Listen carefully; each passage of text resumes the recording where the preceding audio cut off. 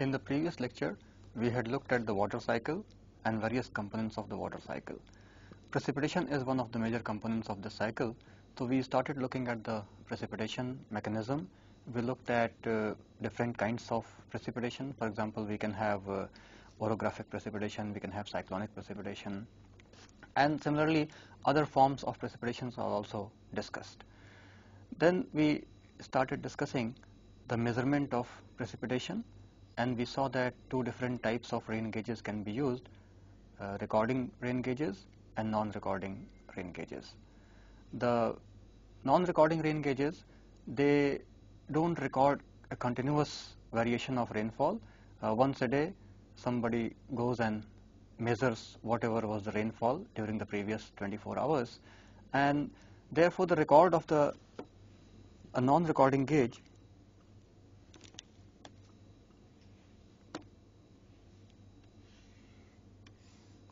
would typically look like time versus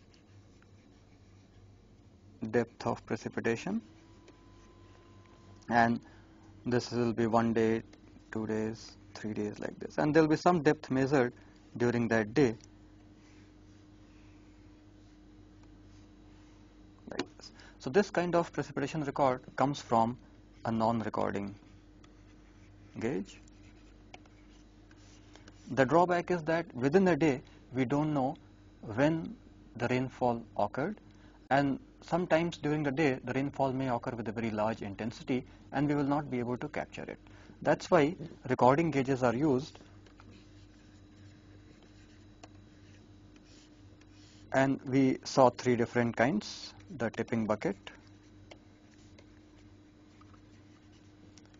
weighing type or weighing bucket, and float, or sometimes also called siphon.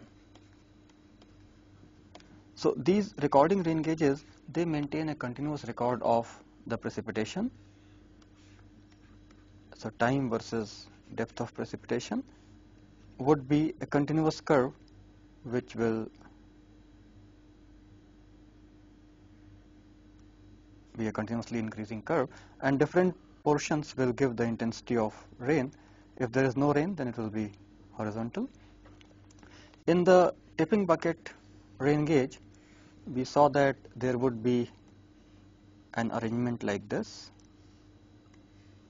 where there will be two buckets, and then the precipitation, typically collected through a funnel, will fall over one of the buckets, and when the bucket is filled up to a certain level, this level generally is about 1/100th of an inch or 0.01 inch, or in millimeters 0.25 millimeter. So that much precipitation occurring over this area of the opening of the rain gauge will fill the bucket up to some point, and as soon as it is filled, it will tip over and the second bucket will come under the funnel. So in this way, the record of the tipping bucket would look like time versus depth, where depth really means one tip of the bucket, so it will represent 0.25 millimeter or 0.01 inches. So depending on how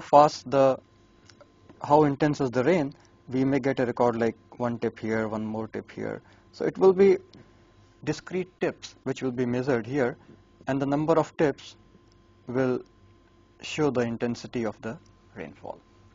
So tipping bucket can record the variation of intensity with time.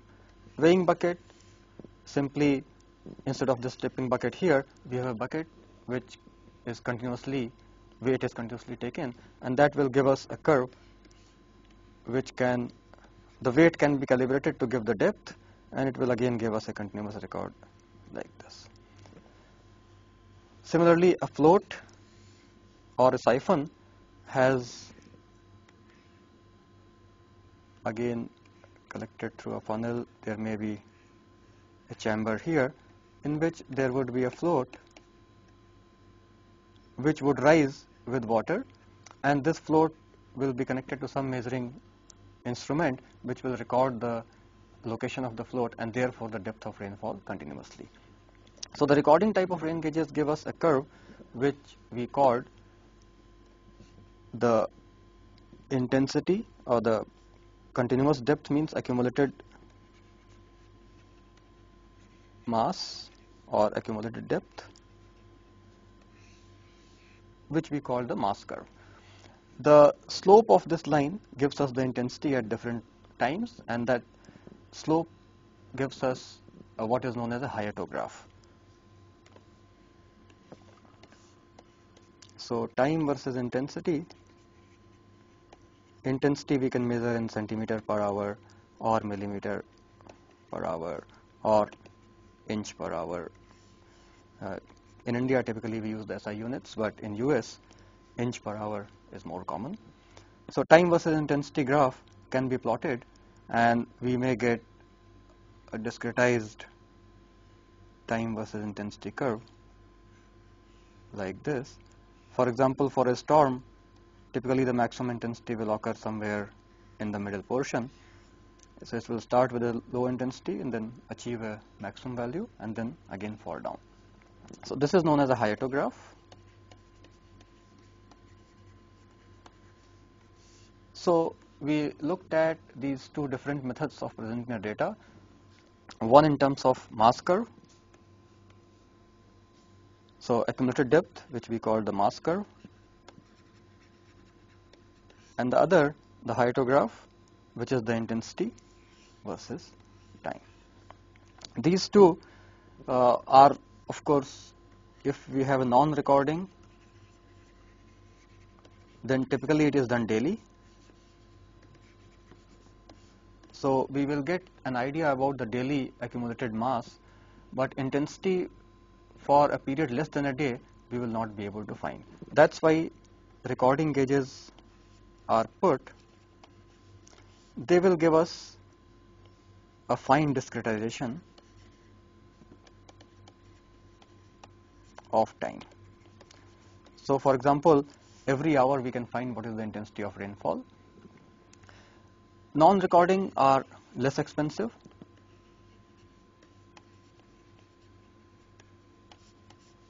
and recording of course are more expensive.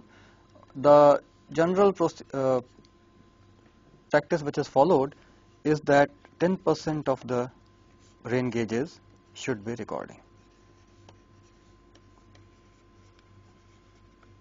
So in an area, if there are 10 rain gauges, if one of them is recording, then the non-recording data, we can assume that the distribution of the intensity of rain within a storm will be similar at the recording station, and we can use the same kind of distribution over the non-recording gauges to estimate some kind of variation within the day. Now, hyetograph and mass curve are two ways of representing the data. The question which we saw about the data, once we analyze the data,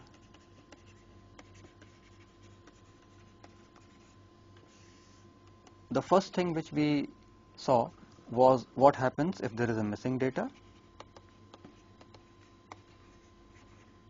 and what happens if there is inconsistent data.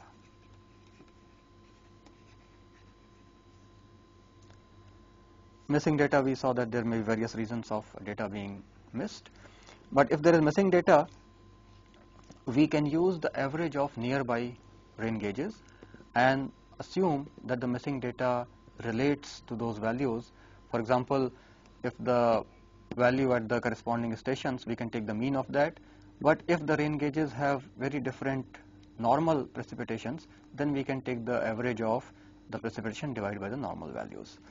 Inconsistent data, again it may be caused because of various factors, and some of them may be moving the rain gauge from one location to the other, or change in the environmental conditions near the gauge.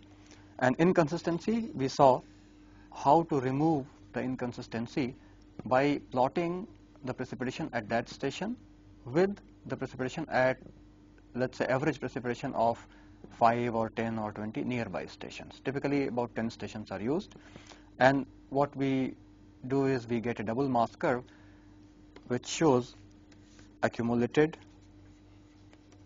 precipitation at the station at which we want to find out whether the data is consistent or not, and this is a cumulative precipitation at a few, let's say 10 nearby stations, and ideally they should follow a straight line. If there is a variation from the straight line, that means the data is not consistent and we will have to modify the record. So this is more recent data, this is the old data. Typically this accumulated precipitation is an annual value. So if suppose this is year 2001, 2000 and so on, so beyond 1990 we say that before 1990 there was some inconsistency in the data, and we can modify those values so that they can be brought to this line and make them consistent. So these two data analysis tools, we have seen how to estimate missing data and how to make data consistent if it is found that it is inconsistent. We will look at today some other techniques. The first of them being areal averaging.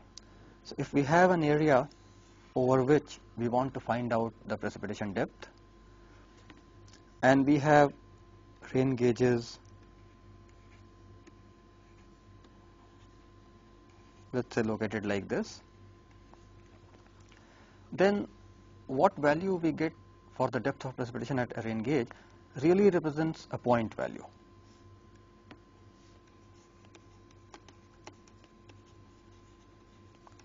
And most of the times we would be interested in finding out what is the areal average. So over this area, let's say that this may be, if there is a river flowing, this may be the catchment area of the river, or it may be some other area, but we are interested in finding out what is the average depth of precipitation over the area so that we can get what is the volume of water which is generated by that precipitation. So suppose this area is A, and these are, let's say, N rain gauges or measuring stations, and for each of these N stations we have the value of precipitation Pi. I goes from 1 to N. From this data we want to estimate what is the average depth of precipitation over the entire area A, so that we can multiply the area with that depth and get the volume of water generated from that precipitation event. So the simplest way, of course, is to find out the mean of the data.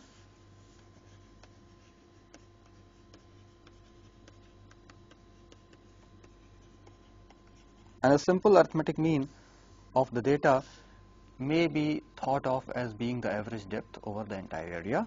So P bar can be thought of as where summation is I equal to 1 to N. So once we get this average depth, we can multiply it with the area. So A into P bar will give us the volume of water generated by that precipitation event, for which our point values are known from the rain gauges.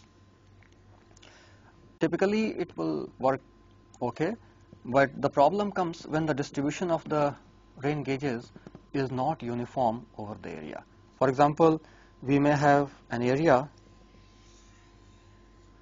over which we may have, let's say, 3 gauges here and 1 gauge here. So in that case, giving equal weightage to these 3 and this gauge may not be proper, and probably we should assign more weight to this station because it covers a lot of area, and these 3 may be assigned a smaller weights. So the next method which we see, known as the Thiessen polygon method,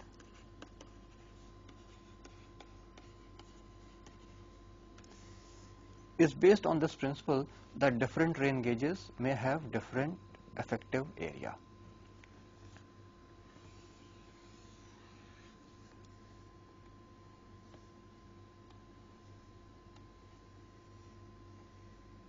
And the rain gauge may even be out of the area, still we may give it some weight.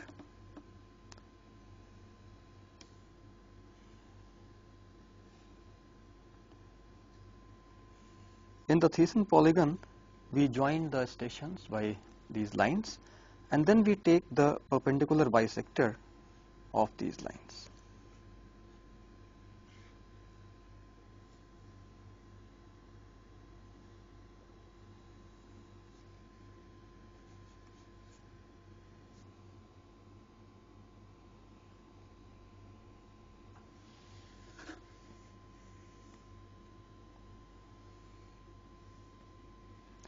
Now, these perpendicular bisectors represent the area which is closest to a particular rain gauge. For example, if we take the example of just 3 gauges, we can explain it.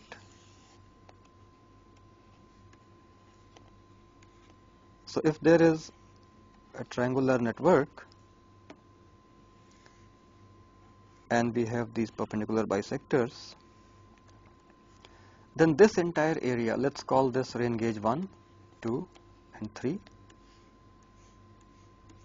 Then this entire area is closest to the rain gauge 1 compared to the other 2 gauges. Similarly, this area is closer to 3 than any other gauge, and this area is closer to 2 than the other 2 gauges. So we find out this area, let's call this A1, A2 and A3, and assign the weight equal to this area divided by the total area. Similarly, for example, if we have more than 3 gauges, then the area surrounding a gauge would be the effective area for that gauge. The equation which we use is P bar. Again, it is a summation of all the precipitations with some weights. This AI is the area of polygon containing I.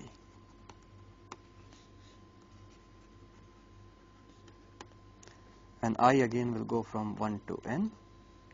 A is the total area, and of course summation of all the areas has to be equal to A. So if there is a station which is outside, then its Thiessen polygon will only cover the area within the catchment boundary. It will not extend beyond, so it will not be including this area. So this term effectively means some weight which is assigned to the precipitation for that station, and that weight will depend on how much area is effectively covered by that rain gauge. So this Thiessen polygon method gives a better estimate than arithmetic mean.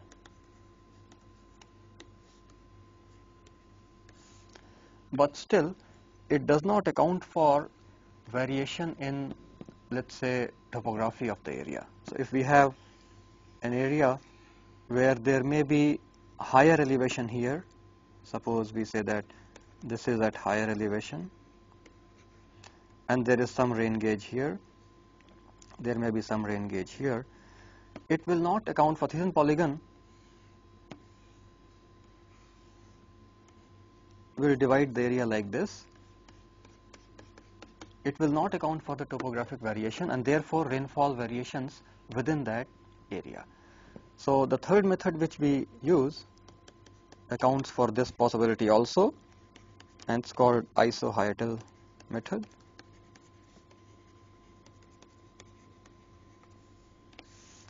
In which we use the rainfall values at each station also in dividing this area.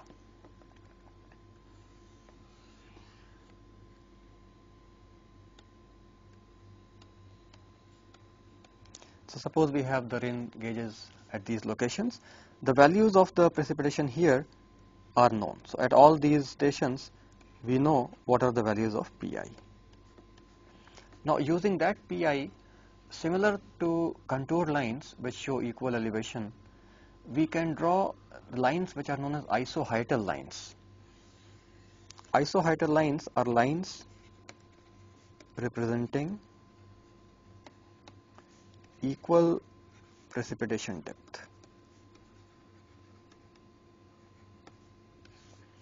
So for example, if this is showing, let's say 4 centimeters or 4 millimeters, this is showing 6, this is showing 5, this may be 6.5, 7, 7.5 and so on. So based on that we can draw some contours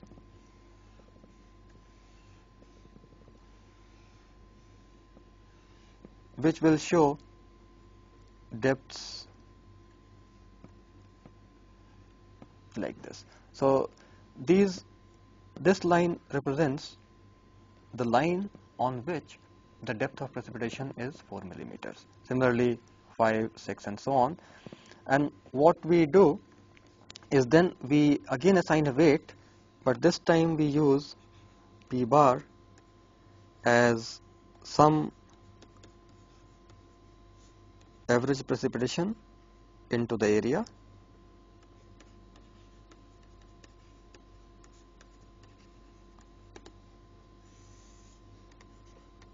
where P1 and P2 are the depth values or the isoheital values at the two ends of the area.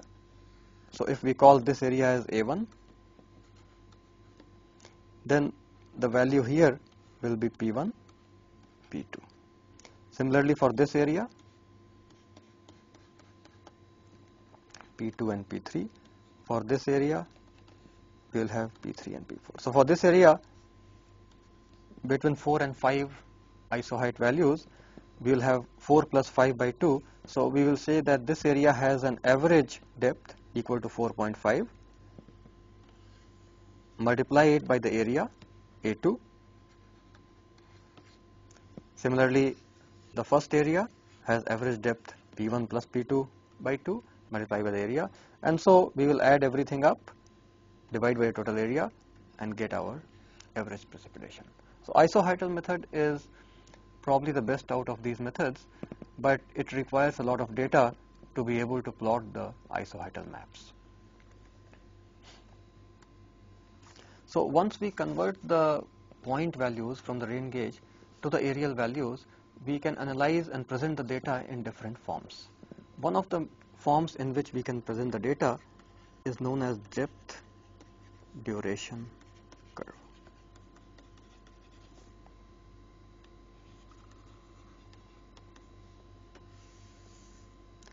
And it depends on the area. So if we are talking about one catchment area, suppose we have some storm occurring over this area. Typically the storm will have highest intensity at the center. So near the center, intensity will be very high, and the depth of rainfall would be some high intensity into the duration into the area. Now as we move away from the storm center, the area increases but the intensity decreases. So in order to know how the depth is affected with the area, we have these depth duration curves or depth area duration curves. It's commonly known as DAD curves, depth area duration. And what it shows is a curve where area typically in square kilometers versus some depth of rainfall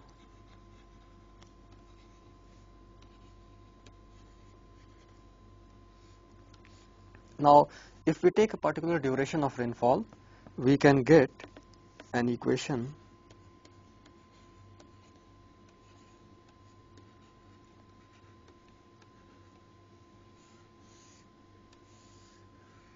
where P naught is the depth at center of the storm.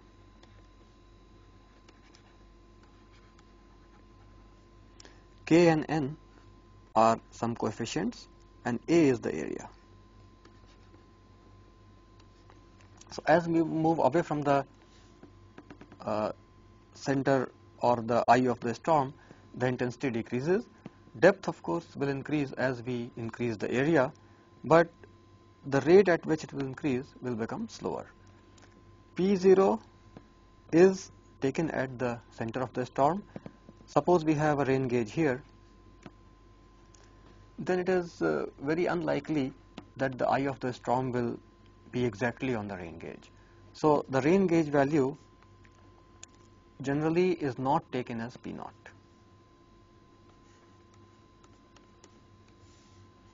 And what we assume is that this represents the point value at the rain gauge represents an area of about 25 square kilometers. So the Pi at the rain gauge, this corresponds to about 25 square kilometers. So using this we can estimate the P naught using this equation, putting the area equal to 25 square kilometer and P equal to Pi. So P naught can be estimated, and then we can estimate the depth of rainfall for any given area using this curve. The values of K and N can be shown here. So this is the duration of the storm, K and N. Typically duration will be in like 1 day, 2 day, 3 day. K value 0.0085. Now this data is shown in millimeters. So if the P is in millimeters, then the values of K and N would be given like this. 0.66. Area is, as I said, generally is in kilometer square, and P millimeter, and P naught also would be in millimeter. Actually P and P naught will have the same units, so we can use both of them in centimeters or both of them in millimeters. A, units of K will affect the constant K. So here the constants which we are showing 0.00085, they are based on area in square kilometers. Similarly for 2 day and for 3 day, N is 0.66, 0.63 and 0.60. So these values can be used to obtain the variation of depth of rainfall with area. The other thing which we can do is plot a curve which shows area versus maximum average depth, and this may be in centimeter square kilometers, and this will depend on the duration of rainfall.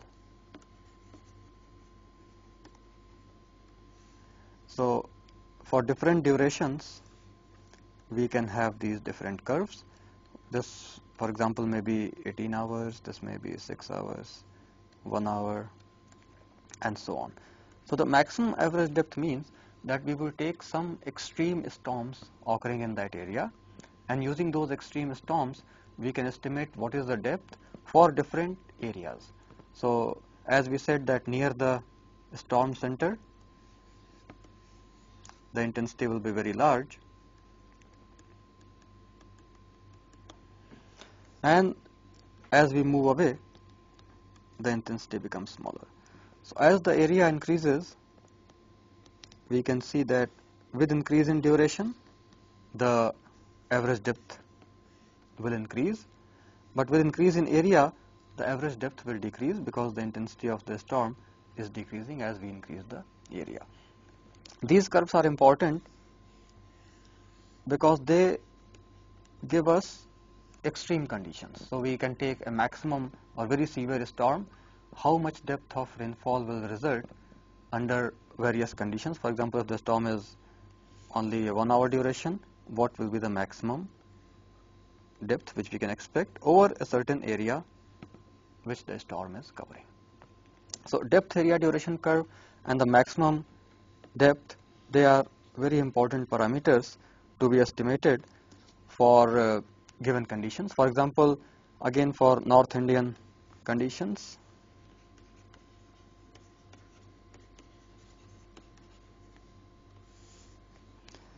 if we show the area in 10 to the power 4 square kilometers, three typical values which are shown here are 0.13, 1.3 and 13. So this is a 10 times difference, 1 order of magnitude difference. The duration is 1 day, 2 day and 3 day. And the depth of, so this table, this shows the depth of precipitation, and the values which are given 76.5, 47.2, 16.0, 97.5, 73.4 to 7.9.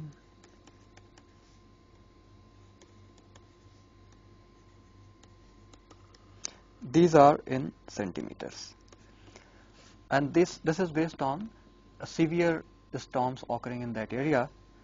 And you can see that if a storm occurs for 1 day over a small area of 0.13 into 10 to the power 4 square kilometers, we can expect a rainfall of depth 76.5 centimeters.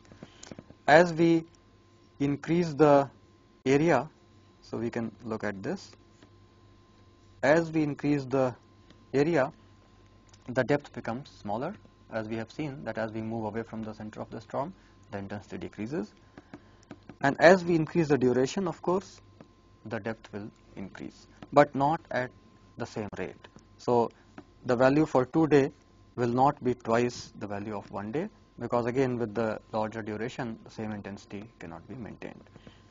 So these kind of data or curves are useful in deciding how much capacity or how much maximum rainfall can occur on an area.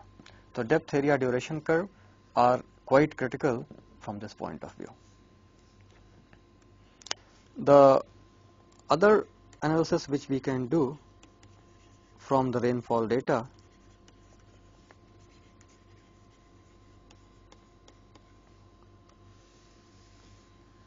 is based on statistics and is called frequency analysis. So not only are we interested in finding out the rainfall, how much it occurs, what is the maximum value, but we should also be able to tell that within, let's say, a period of 10 years or 50 years or 100 years, what is the maximum value of rain which we can expect. And based on the importance of the project, we can choose this, what is known as the return period. So in the frequency analysis, we use the probability concept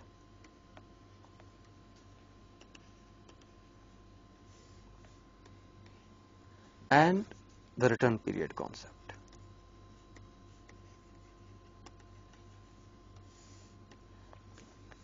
Which we typically call T. This is the, on an average, how much will be the period between two events. So average time period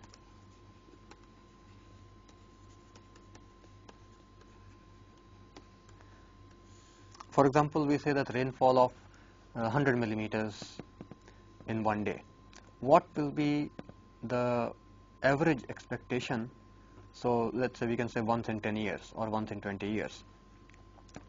Generally we will talk about annual rainfall values, and probability may be of occurring in 1 year.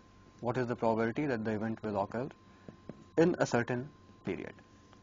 The way we obtain this frequency distribution is generally what is known as a plotting position method.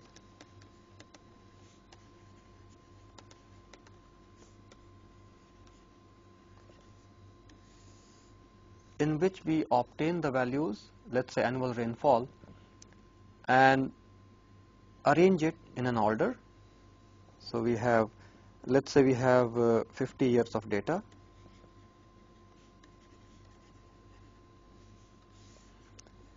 of annual maximum rain in 1 day. Now this may be in 1 day, it may be in 1 hour, 6 hours, 18 hours, whatever time period we choose.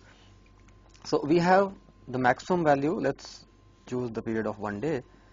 We can arrange it in the decreasing order. So we have depth of precipitation and its order, and this would be in decreasing order. The order or rank. So the highest value will be ranked 1, and suppose we have 50 years of data, then the lowest will be ranked 50. This rank is denoted by M, and the number of record years, 50, would be N. And the plotting position method says that this data of the rainfall depth P, or let's use a different symbol here since P we are using for probability. So let's say PR, the precipitation. So the precipitation, any probability of any value or the plotting position is generally given by M over N.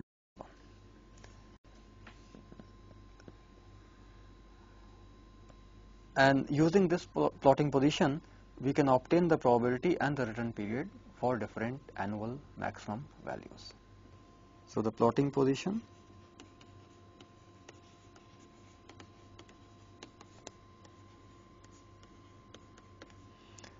as we have seen, the largest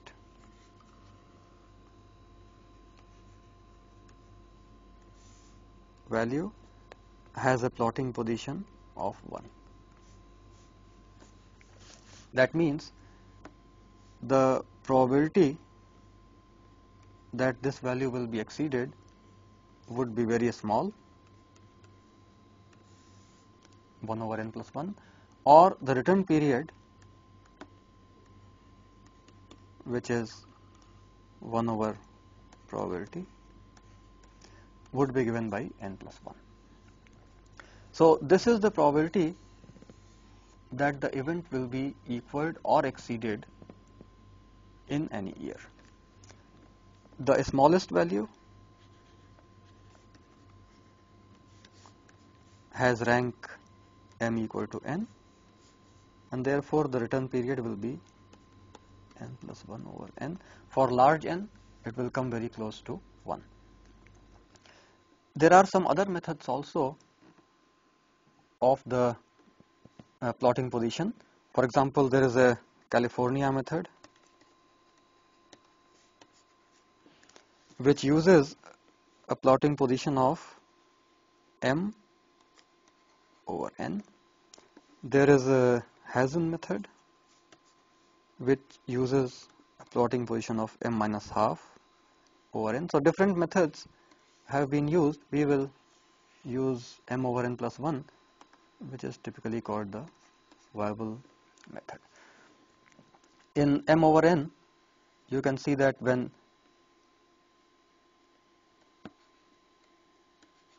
m is equal to n, this probability will become 1. for the California method. So from the plotting position, we can see that the largest value will have a large time period or return period, and the smallest value will have a small return period. So we can plot a curve which shows the recurrence interval or the return period,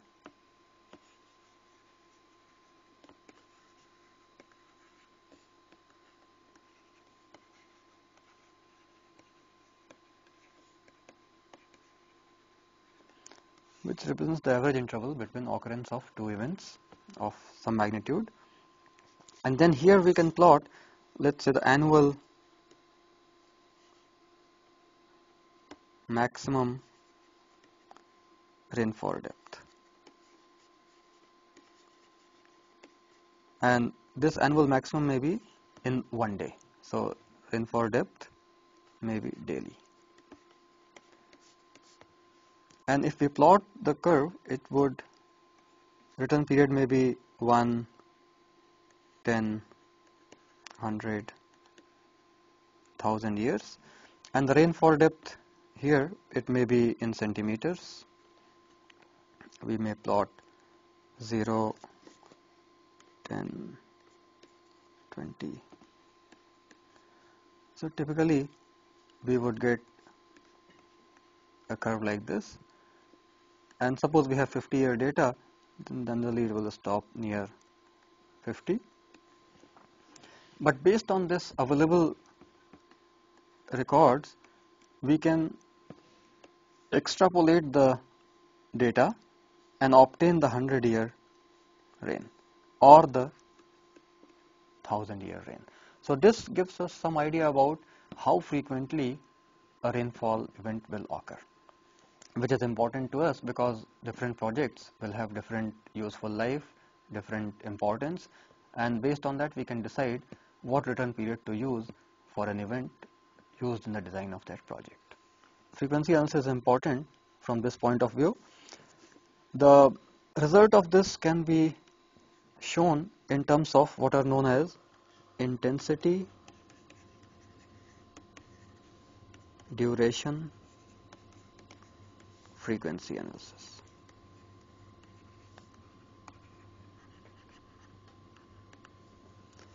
Intensity, duration, frequency analysis means we draw curves which show how intense rainfalls are common. The equation which we typically use in this case, where suppose I is the intensity of rain. Now as we move away or as we cover larger and larger area,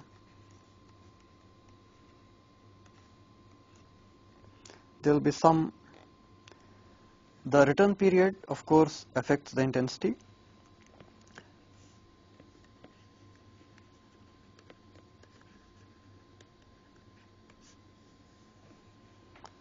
The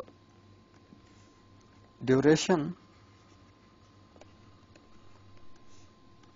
is also affecting the intensity. So we can say that as the duration increases, the intensity will decrease. As the return period increases, the intensity will increase.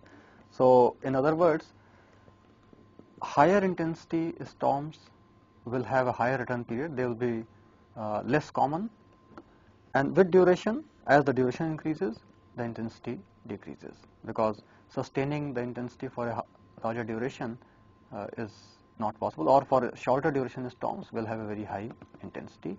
As the duration increases, the intensity will decrease. The values of K, X, N and A, they are dependent on, again they vary from area to area, but some typical values again for Indian conditions can be written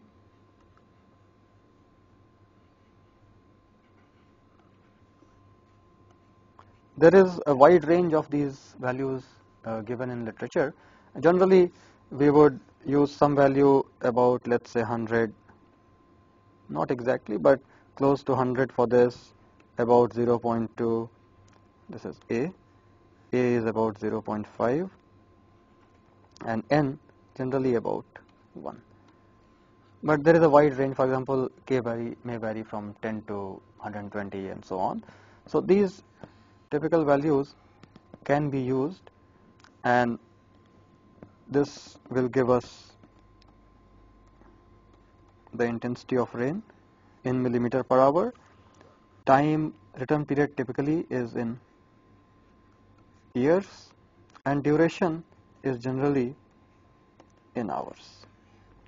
So these values will enable us to compute the intensity of rainfall for any return period and for a given duration of rainfall. Later on we will see that this duration will depend on the catchment area. For example, if there is some area and we are interested in finding out the flood here, flood volume or maximum flood discharge, typically what we would like to do is have a storm over this area which will cause the maximum runoff at this point. And for that purpose, as we have seen, the intensity will decrease with the duration. So we want a minimum duration,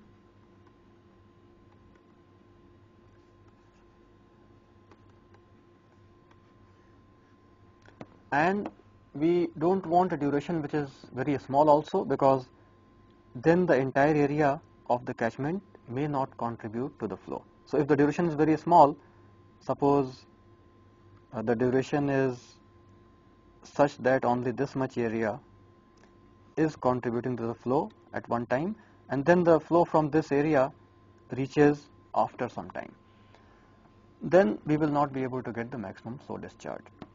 So there we use the concept of time of concentration,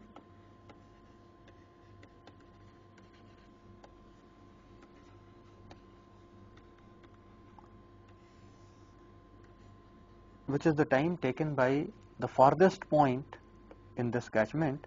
So a water drop falling on the farthest point to reach the channel and to reach the outlet.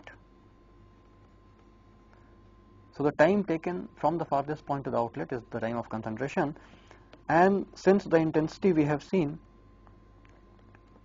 as the duration increases, the intensity decreases. So if we want the maximum intensity, duration should be at a minimum, and Tc is that minimum duration. So generally when we use the intensity duration frequency curves, we take the duration as the time of concentration, because that is the minimum duration which we should take. If suppose we take our duration less than Tc, then what will happen is that the rainfall has already finished over this area. This water will take a time of Tc to reach the outlet. So at this time Tc, the entire area of the catchment is not contributing to the flow, because the rain has already stopped, and therefore this area may not be contributing to the flow. This area may still be contributing to the flow, because different areas will take different times to reach the outlet, and at the time Tc, the entire area contributes to the flow, because the raindrop falling here has also reached the outlet. Therefore this Tc is important, and in the intensity duration frequency curve, this D can be taken as Tc to get the maximum flow possible at that location. So intensity duration frequency curves are important in deciding about what intensity of rainfall to take for designing a project. Duration, we have seen, depends on the catchment area, the time of concentration. Frequency depends on the importance of the project.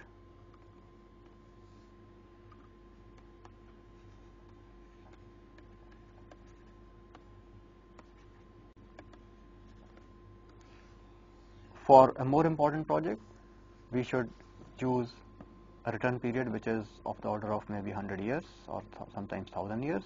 For not so important projects, we can use 10 years or 20 years return period also. So this equation enables us to obtain the intensity for different durations and frequencies.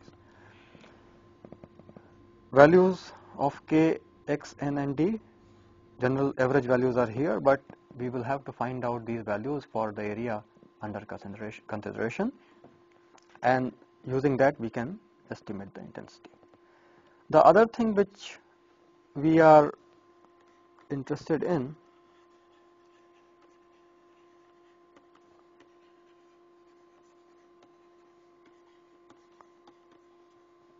is probable maximum precipitation. Some projects may be so important, or it may cause a lot of life and property if the structure fails, that we have to find out what is the maximum precipitation which can occur in that area, causing flood in that area. So for a probable maximum precipitation, generally we can obtain this based on climatic factors. So if we have the ground level here, the air above this can contain only a maximum limit of water vapor. Maximum amount or the holding capacity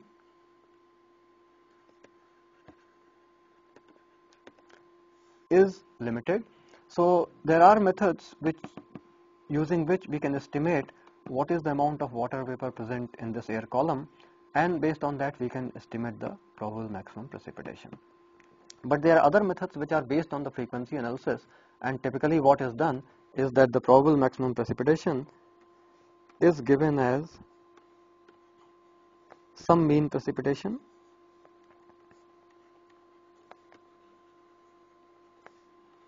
standard deviation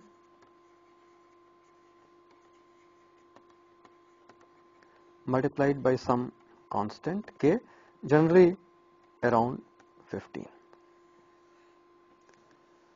So as we saw, intensity was also important, but what is the probable maximum precipitation is also important.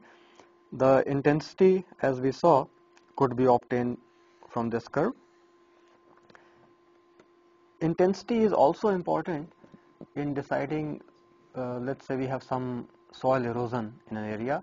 Intensity can be correlated, or the erosion can be correlated with the intensity.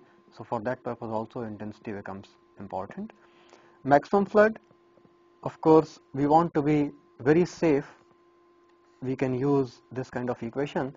The frequency distribution we have seen how to analyze, and from that we can get some idea about what is the mean and what is the standard deviation of those values.